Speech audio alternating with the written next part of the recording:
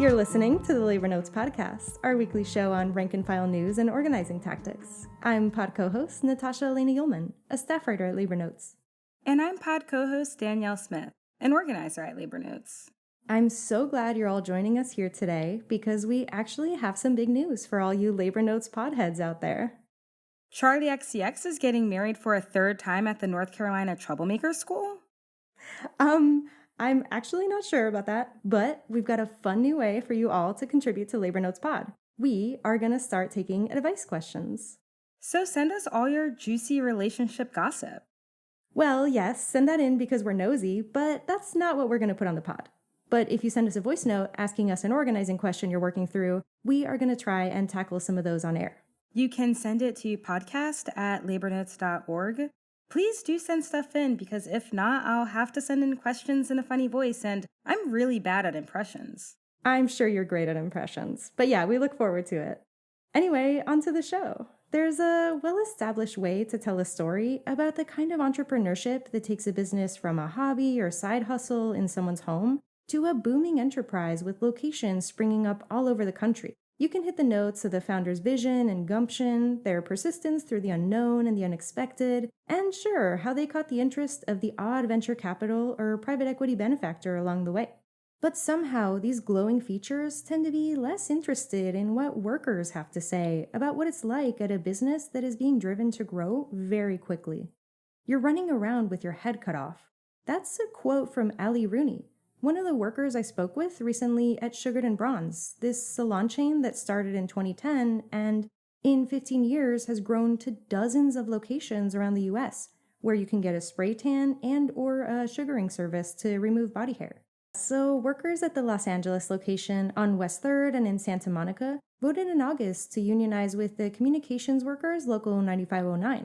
And then workers at the Westlake Village location in Thousand Oaks, California, went public with their own drive, and they unanimously voted to join the union just a few days ago.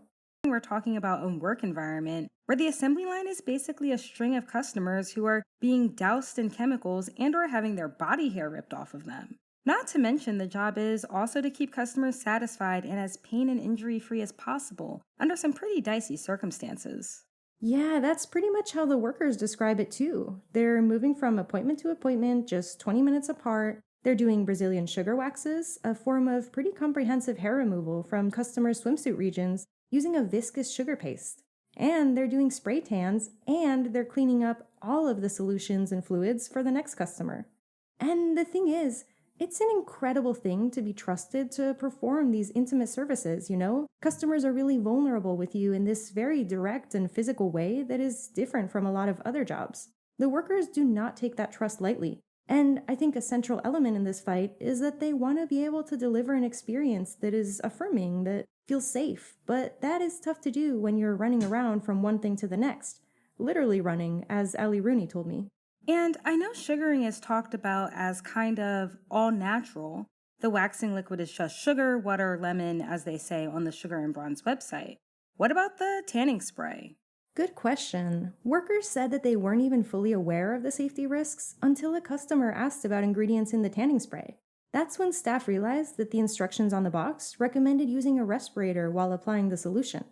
Alex Walsh, who works as a sugaring esthetician, said that the workers were Googling it and realized that the solution wasn't approved by the Food and Drug Administration to be used in an aerosol spray format. Workers said that they're given surgical masks and KN95s, but that it's not enough. Ali Rooney, the technician I quoted earlier, who does both sugaring and spray tan services, said that, quote, the tan seeps right through those, so you're still breathing it. Workers also told me that by the end of their shift, they can see all that exposure on themselves and what they're wearing. Even their contact lenses can turn from blue to pink, and their nose plugs turn black with all the tanning solution. That sounds slimy, literally. It sounds like they also did one of the first thing workers usually do under these conditions, which is bring it up to their higher-ups. How did that go? Like it usually does when management doesn't perceive you as having any power or leverage. Workers said that they tried talking to management about the things they needed to make the work sustainable. Better pay, predictable hours, and that they really needed some personal protective equipment to keep them from inhaling large quantities of tanning spray. Rooney told me their district manager came in and said, quote, "You guys need to stop. None of this is going to happen. End quote. I feel like that probably sounds familiar to anyone who's tried to bring up issues to management before organizing. How did they get to the next phase and actually organize? Yeah, so workers told me that the reaction they got from management was pretty clarifying. Here they were trying to work collaboratively with management to make basic improvements, and seeing how swiftly it was shut down was really illuminating about the dynamics at work. Another thing is that there is this survey which is sent out to customers after a service, and it is widely detested by the workers there, which made for a great organizing issue. It's basically a one-question survey that is texted to the customer, just basically, how likely would you be to recommend sugared and bronze? But this question is so ambiguous that the customer doesn't necessarily know it's actually gauging the worker's performance. Workers said they would be penalized for bad scores that had nothing to do with them. Alex Walsh said, quote, "Sometimes you get like 2 out of 10, the app was glitchy, or the membership structure doesn't make sense. There's no parking, 0 out of 10. Tia Marie Campbell, a spray tan technician, said, "You'll get a review that was meant for the wrong person, and there's no wiggle room." She mentioned that even on the sugaring side, they'll get reviews related to tanning, and there's still no recourse. She also said that scheduling decisions were made based on the scores, leaving workers penalized for issues outside of their control. Workers said that they tried to raise the issue with management, even asking for something as basic as making the wording more clear, that it's asking about your service provider, but that it went nowhere. How did management react to them raising these issues besides just dismissing them? Basically that. Tia Marie Campbell said that here again, management's response was really telling. At the West 3rd location in Los Angeles, Campbell said that the district manager and store director, quote, started pulling everybody from the store individually to the coffee shop next door. They were sitting us down like, "Oh, so how do you feel about your job? Why would you guys send the email?" It definitely seemed like an intimidation thing, she said. It feels like the prelude to those captive audience meetings where management direct workers to attend meetings with management and consultants about why organizing isn't in their interests. Yeah, absolutely. And I think that sort of response ended up further making the case for, well, if you can't openly talk with management, maybe we need to think about how to actually win the changes we need.